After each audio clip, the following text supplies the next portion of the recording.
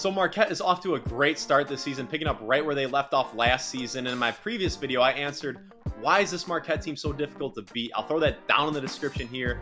But in this video, I'll be giving you some strategy on how teams can compete with Marquette and put themselves in solid position to win, because Marquette is a damn good team, but they're not an unbeatable juggernaut. It amazes me how poorly coached teams like Illinois will not cut off Marquette's key players' tendencies whatsoever. And my first point is force Marquette's key players to their weak hand. They have two very strong hand dominant players in Tyler Kolek and Cam Jones. Both guys love going left. And if you're playing against them, you have to anticipate. You have to sit on that left hand and make them beat you right. If they beat you right, tip your cap to them. But even when they start right, oftentimes they have a counter and they finish to their left hands, usually from a spin move.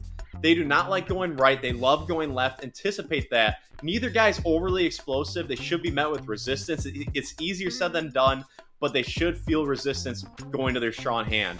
And then on the flip side, you have David Joplin, who loves going to his right hand, but you want him to put the ball on the floor because he is a knockdown shooter. He's a sniper. If you lose him on defense, he'll make you pay. He's always going to be one of the best shooters on the court, but he's never going to be one of the best athletes on the court. Make him beat you going to the hoop. And if he does, once again, more power to him. Then on the flip side, when he's on defense, every now and then you should put him on an island because he's the weakest link. On a tough Marquette defense, he's the weakest link. You should attack Joplin and make him stop you. And then another point is Oso Ighodaro. Play him physical, especially if he have fouls to spare. He's a 53% free throw shooter last year. This season, he's at 47%. You don't need to go hack-a-shack on him. You can play him relatively straight up, but do not be afraid to send him to the free throw line. My fourth point is you have to bring your own energy. Marquette, if you've watched them play the last few years, they come out with fantastic energy for a full 40 minutes. Their cardio is second to none. If you don't come out ready to go right away, Marquette will blow that score up right away.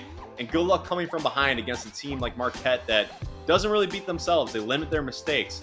Against Marquette, you have to be ready to go right away, or else it could get really ugly. And my fifth point is you have to dictate tempo.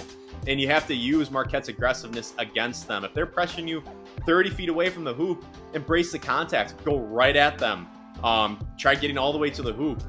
You look at their aggressiveness as an opportunity to score the ball, and don't let it make you play at their tempo. Run your sets. I thought Purdue in the first half, outside of Edey's turnovers, did a good job of spreading the ball around and finding open shots. And then the second half, Marquette came back from being down 15 because they were dictating the tempo. They were making Purdue get flustered, uncomfortable, playing at Marquette's tempo. And then you had the bus riders putting up the shots rather than the bus driver and Zach Edey. So Marquette's aggressiveness and pressure has to be looked at as an opportunity to score the ball. Attack them off the bounce, make them foul you, get to the hoop.